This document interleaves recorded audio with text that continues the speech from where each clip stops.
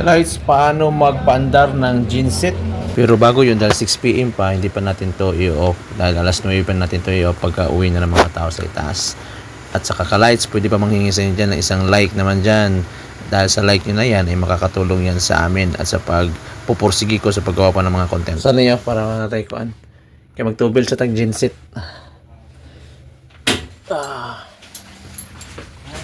So yun, alas 9 na ka-lights, wala nang katao-tao dito. Ang natira na lang dito ay yung maglilinis bukas. Kaya in-off na natin at pwede na tayong bumaba doon dahil maliit na lang yung crudo niya o yung diesel niya. Tiningnan ko kanina, kailangan na natin tong lagyan ulit, tubilan natin ulit ka-lights. At kailangan ka-lights, magtyaga kayong manood dyan dahil 5 minutes tong video na to para matuto kayo kung paano ko papaandarin ang generator at paano ko rin i-off. So ngayon, ang ipapakita ko dito ay paano ko na i-off to, no? Dahil nag-andar pa ito ka-lights. Tara, panoorin nyo ng mabuti kung paano ko to i-off. Kailangan alis to sa pakikinig para malaman nyo kung paano ko tinarbaho ito at pinagana at pina-off. Alright. Siyempre, ang una, off muna natin yung breaker. Tapos, pahinaan natin siya. Yan, no? Kailangan ma-decrease mo na yung voltahe. Naka 220 yan kanina. Kailangan bumalik mo na siya sa mababang voltahe bago natin i-off to.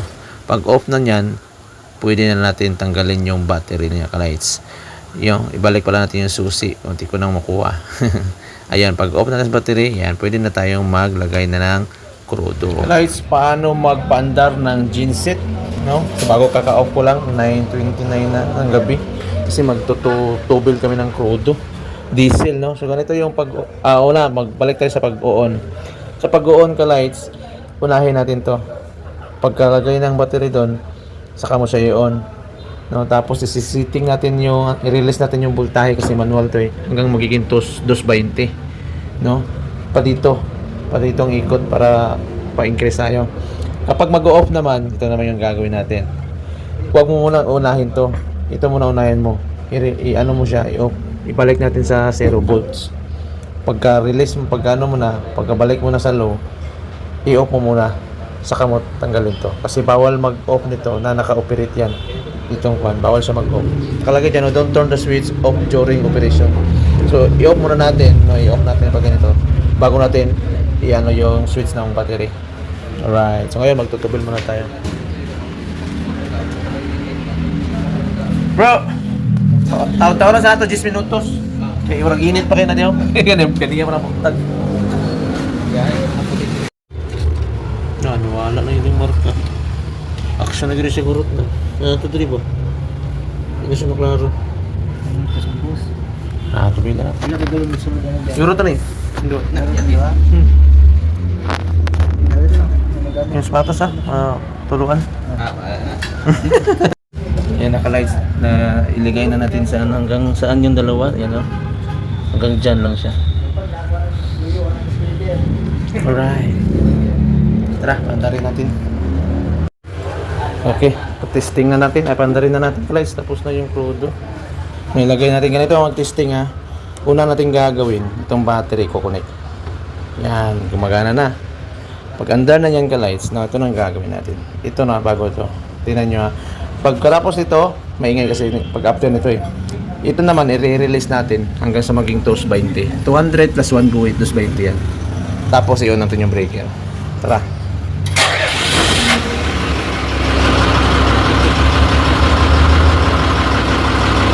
Okay. So, release tayo. May na county lang.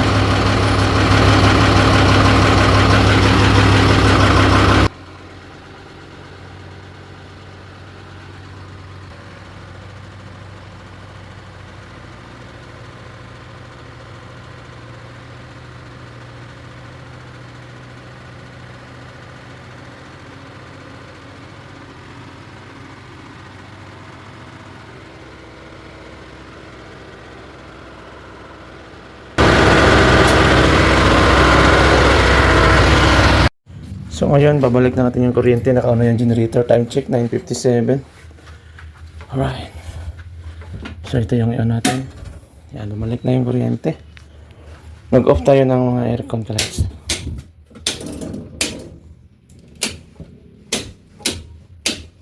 Yan lang yung natin. CO+3. Alright. Para may magamit silang aircon dito. Okay.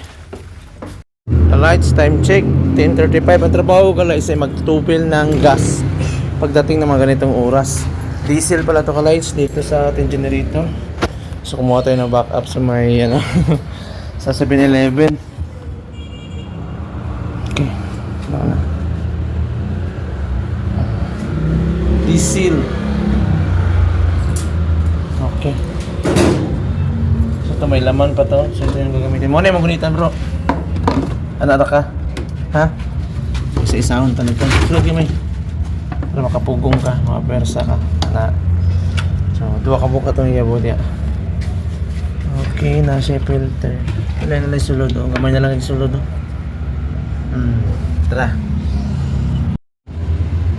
Okay. Natapos na yung isang container. May isa pa. So, ano siya?